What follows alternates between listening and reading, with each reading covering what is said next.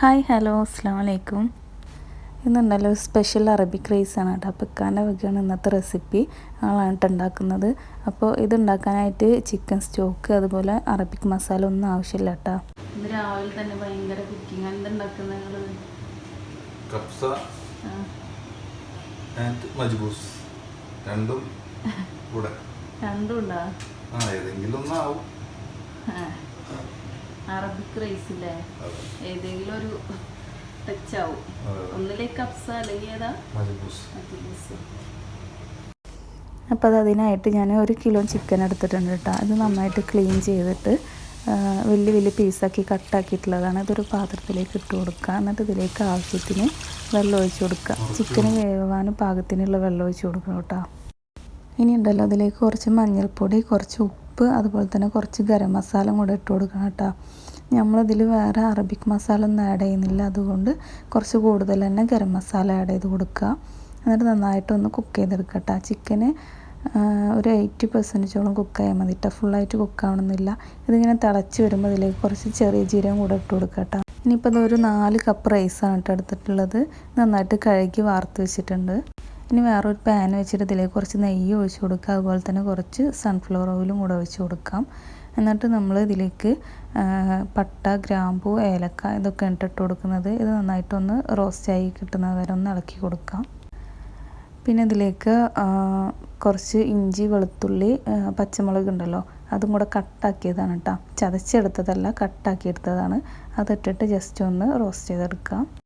അപ്പോൾ അതാ ഇഞ്ചി, വെളുത്തുള്ളി, പച്ചമുളക് ഒന്ന് വഴറ്റിയെടുത്തതിന് ശേഷം ഇതിലേക്ക് ഒരു സവോള കട്ടാക്കിയതാണ് കേട്ടോ. അതും കൂടെ ഇട്ടിട്ട് നന്നായിട്ട് ഒന്നും കൂടെ ഒന്ന് വഴറ്റിയെടുക്കാം. ഈ സവോള വഴറ്റുമ്പോൾ കുറച്ച് ഉപ്പും കൂടെ ഇട്ട് കൊടുക്കാം കേട്ടോ. അപ്പോൾ അതാ ഉപ്പും കൂടെ ഇട്ടിട്ട് ഉള്ളിയൊക്കെ ഒന്ന് നന്നായിട്ടൊന്ന് വഴറ്റിയെടുക്കാം.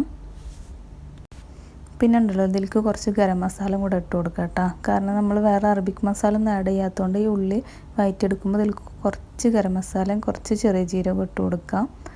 പിന്നെ അതാ നമ്മൾ ചിക്കൻ ഇപ്പോൾ കുക്കായി വന്നിട്ടുണ്ട്. അപ്പോൾ ചിക്കന് നേരെ ഇതിലേക്ക് നമ്മൾ ഈ മസാല വഴറ്റിയെടുത്തില്ല, ഇതിലേക്ക് ചിക്കൻ ഇട്ടിട്ട് നന്നായിട്ട് ഒന്ന് മിക്സ് ആക്കി എടുക്കാം.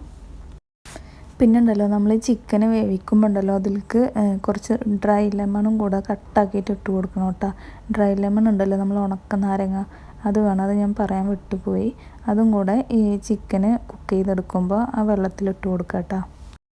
അപ്പോൾ അത് ചിക്കന് ഫുള്ളായിട്ട് ഇട്ടിട്ട് നന്നായിട്ടൊന്ന് ഈ മസാലയിൽ ഒന്ന് മിക്സ് ചെയ്തെടുക്കുക കേട്ടോ.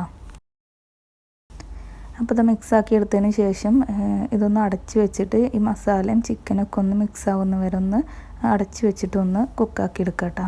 എന്നാലാണ് ഈ മസാല നന്നായിട്ട് ചിക്കനിൽ പിടിക്കുള്ളൂ. ഈ ചിക്കൻ വേവിച്ച് സ്റ്റോക്ക് ഒഴിക്കുമ്പോൾ തന്നെ ഈ റൈസിന് നല്ല ഫ്ലേവർ ഔട്ടാണ് കിട്ടുക. അതുകൊണ്ട് തന്നെ വേറെ അറബിക് മസാലയും അതുപോലെ മാഗി ക്യൂബ് ഒന്നും യൂസ് ആക്കാത്തത്.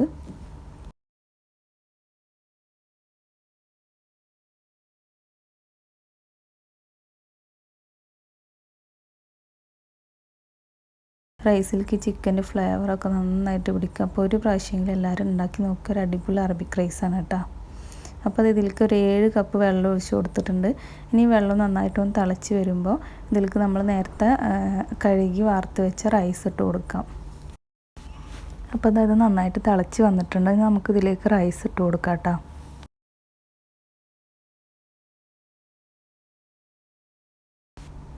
റൈസ് ഇട്ട് കൊടുത്തിട്ട് അടച്ച് വെച്ചിട്ട് നന്നായിട്ടൊന്ന് കുക്ക് ചെയ്തെടുക്കുക. ഒരു മീഡിയം ടു ലോ ഫ്ലെയിമിൽ ഇട്ടിട്ട് റൈസ് കുക്കാവുന്നത് വരെ അടച്ച് വെക്കുക കേട്ടോ. ഇടയ്ക്കൊന്ന് മിക്സാക്കി കൊടുക്കുക, കാരണം അടിയിൽ പിടിക്കാണ്ടിരിക്കാൻ വേണ്ടിയിട്ട്. അത് മിക്സാക്കി എടുത്തതിന് ശേഷം അടച്ച് വെച്ചിട്ട് ലോ ഫ്ലെയിമിൽ ഇട്ടിട്ട് കുക്ക് ചെയ്തെടുക്കാം. പിന്നെ ഇത് ഉണ്ടാക്കുമ്പോൾ അടിയിൽ പിടിക്കാതിരിക്കുന്ന പാത്രം, സ്റ്റീലിൻ്റെ പാത്രമാണെന്നൊന്നും എടുക്കരുത് കേട്ടോ. അതുപോലെ മാക്സിമം നോൺ സ്റ്റിക്കിൻ്റെ പാത്രം തന്നെ എടുക്കാൻ നോക്കുക. ഇപ്പോൾ കണ്ടോ, നല്ല ലോ ഫ്ലെയിമിലിട്ടിട്ട് വെള്ളമൊക്കെ വറ്റി വന്നിട്ടുണ്ട് കേട്ടോ. ഇനി ഇത് നല്ല ലോ ഫ്ലെയിമിലിട്ടിട്ട് ഒരു 10-15 മിനിറ്റ് ഇതുപോലെ കുക്ക് ചെയ്തെടുക്കുക കേട്ടോ. ഇടയ്ക്ക് ഇതിലൊന്ന് ടൊമാറ്റോ കട്ടാക്കിയിട്ട് അതും കൂടെ വെച്ചിട്ടുണ്ട് കേട്ടോ. അപ്പോൾ നമ്മൾ നല്ല ഫ്ലേവറായിട്ടുള്ള അറബിക് റൈസ് റെഡി ആയിട്ടുണ്ട്. എല്ലാവരും ട്രൈ ചെയ്ത് നോക്കുക. പിന്നെ ഞങ്ങൾ ഫുഡ് കഴിക്കാൻ പോകില്ല കേട്ടോ. അപ്പോൾ ഇന്നത്തെ എൻ്റെ ലോങ് വീഡിയോ എല്ലാവർക്കും ഇഷ്ടമായെന്ന് വിചാരിക്കുന്നു. ഇഷ്ടമായെങ്കിൽ ലൈക്ക്, കമൻറ്റ്, സബ്സ്ക്രൈബ് ചെയ്യാം കേട്ടോ. അപ്പോൾ അതാ നെക്സ്റ്റ് നല്ലൊരു വീഡിയോ ആയിട്ട് വരാം. Thank you, bye bye.